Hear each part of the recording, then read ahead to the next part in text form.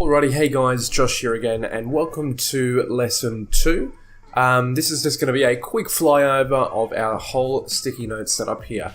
In this lesson, I'm going to be taking you through the whole sticky note setup and how we can start to visualize our business model on the wall. For a whole journey in all of our lessons, I'm going to be using an example online business that I'm going to be putting together in real time so I can show you just how powerful this strategy is. And I'll be going to be choosing an example niche as well, just so you get a very clear idea of what it is that we're actually going to be building together.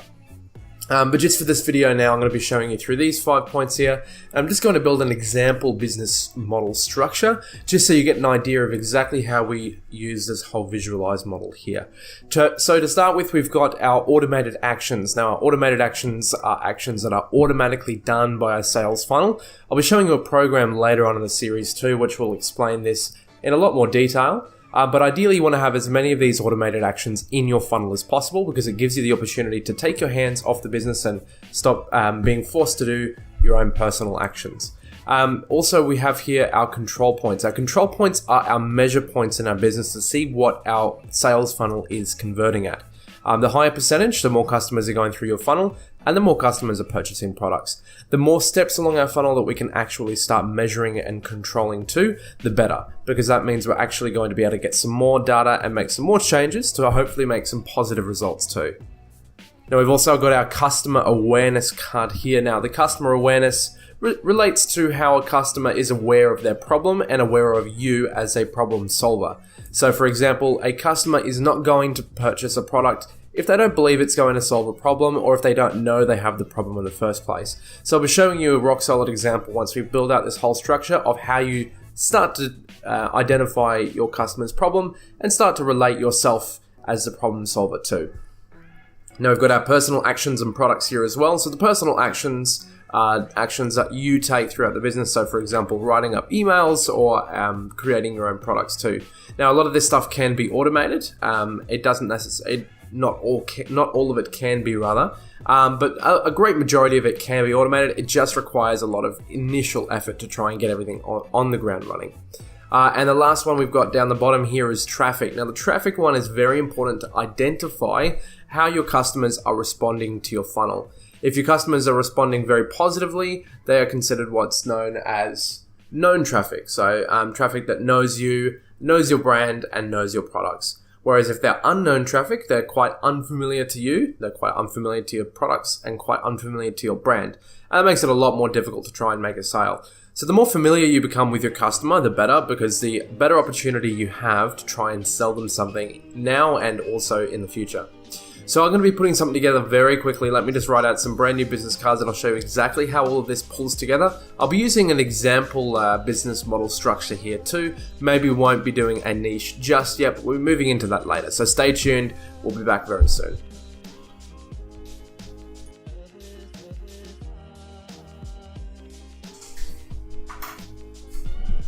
Hey guys, welcome back to lesson number 2 of our $20,000 business model walkthrough. Today I'm going to be showing you through 2 very quick modules here. We've got our personal actions and products cards, and we've also got our automated actions cards. I'm going to be showing you how those 2 relate in this section of the lesson today, and I'm going to be giving you some examples of how you can start getting started with these actions right here too. So to start with, we've got our defining our target market. Now this one's very, very easy. There's 2 analytics tools that I use that are very, very powerful and are the easiest that I've found to use so far. So the first one is Facebook Analytics and the second one is Google Analytics. Both of these products offer 2 very different solutions. Google Analytics shows you search results and trends over time, and Facebook Analytics does help you identify how these trends relate to audiences. They can both be used in conjunction with each other without getting in each other's way. So I definitely suggest once you've found your niche, you start looking for different trends and keywords that relate to that niche and start seeing how the audience responds. So that's the first one, our defining our target market. The next thing you want to do is also another personal action. And this one is discuss and build authority in Facebook groups, Yahoo, and Quora.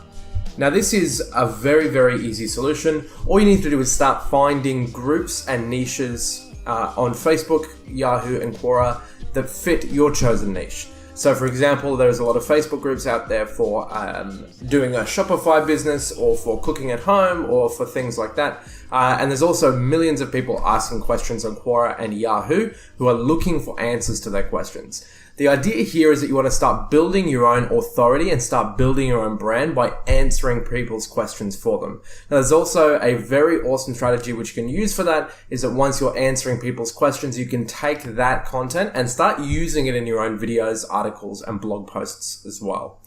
This one is really important because it starts to generate your first customers, because there are always going to be people that want to know more about what you have to say, and you can start forwarding them towards your sales funnels.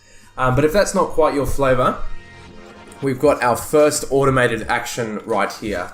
Now this one is very exciting because we're going to be sending someone to our bait page. Now I'm going to be showing you a little bit further on how to build out one of these anyway, but your bait page is essentially a page that you send someone to go and get something from you for free. So that could be a free report, a free video, perhaps a free quiz, or something that they're going to get value out of, like an article or a blog post. This is something that is very enticing for a new customer to see, something that they're not going to want to give up, and something that's going to leave them wanting more from you. Just move these ones over here. So once we've got them to our bait page, this is an automatic action. We can do that either through sending them manually or also doing Facebook or Google advertising. Once they're in our funnel, we want to start moving them towards our product sales page.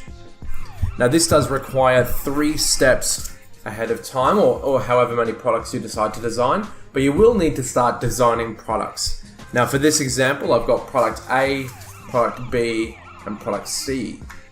Ideally, you want to build things that don't require more time input from you. So for example, we want evergreen products like a video course or an ebook, perhaps a automated webinar, or perhaps a 6-week video course or something like that. Things that can be done and sent out automatically by your sales funnel are very, very, very valuable, because it means you don't have to try and scale your own time to be able to scale your own sales.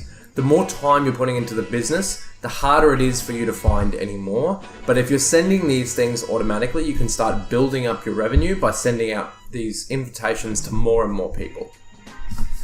Now, once we've also got them towards our product sales page, we can also send them out an email sequence. Now, this is something we can do through our bait page. Our bait page can be used to also collect someone's email address before they make it to the product sales page. So if they make it to the product sales page and they don't like what they have to see, we can actually start sending them out some emails as well. Now, our rope-in email sequence is an email sequence designed to help get to know you, help your customer get to know you rather. So your rope-in email sequence has to have high drama, high impact, and lots of valuable content available so that someone is able to learn who you are as a person and why you do what you do. So we've got our rope-in email sequence. Normally this one lasts for about 6 days, and it's an evergreen sort of email sequence. We then move them on to our daily email sequence. Now this is something that you can build once a day, or maybe once every 2 days or 3 days. And it's something you send out automatically to every single new subscriber after they've finished our 6 days on our rope-in email sequence. The idea being here is that you've got your rope-in sequence that helps them start to open your emails and make sure that they are responding to your messages. And then you send them to the daily email sequence, which is less intense, but still offers lots of valuable content as well.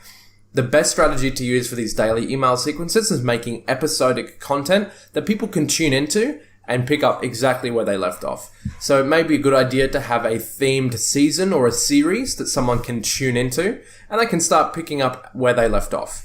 You can start this all the way from day 1. So for example, if you've already written 365 days worth of emails, it's going to take them a full year to catch up to where you are right now. So that's why this is really powerful, is because you can actually start to get people on board, and there's going to be lots and lots of content available for them without you having to provide it all at once.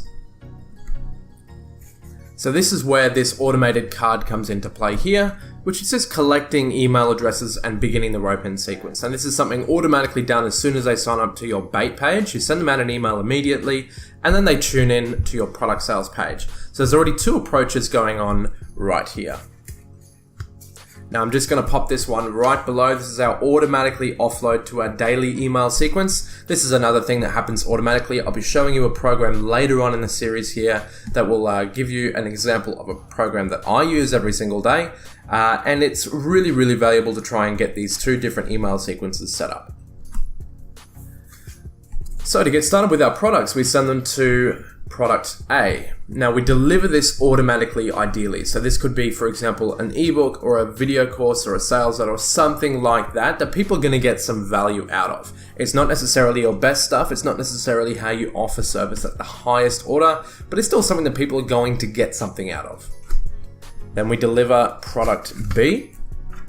Product B is something that's usually of a higher value. So we have this product potentially priced at maybe say $30, this one potentially priced at let's say $80, and this one maybe priced at $250. The idea is that we build them into a value ladder. The value ladder is very important because it provides you an opportunity to upsell your customers. If you think, for example, going through the Macca's drive-thru, if you're only buying a $1 hamburger, you're only going to be making $1. But if you add on perhaps a fries and a soft drink later in the value ladder, there's your opportunity to make more money. You've already got them in your sales funnel. It costs you money to get them into this process. So why try and hit them 4 different times just to get them into 4 different products when you can streamline them all into one simple system? So that brings us to our last one, delivering product C. Now this doesn't necessarily mean end of contact with your customers, because it's also going to give you an opportunity to continue to sell with your daily email sequence. The idea is to stay relevant here. You want to be sending out emails at least once a week because it gives you the opportunity to make sure that you're always in your customer's inbox and they're always getting something from you.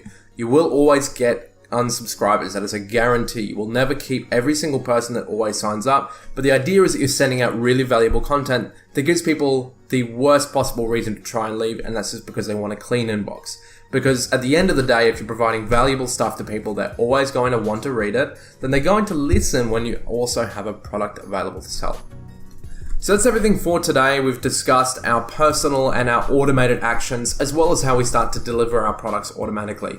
I'll be showing you later on in the series how to do this in a program that I use myself, which is called ClickFunnels. It's a very powerful system. I'm also going to be offering a free 14-day trial, so make sure you don't miss out on that because it's lots of fun to play around with all this. But for now, that's everything we've got for today. Make sure you tune into the next lesson. It'll be available, should be straight away as soon as you've finished everything here. And we'll be getting started with some awesome content there as well. All right, very cool. See you soon.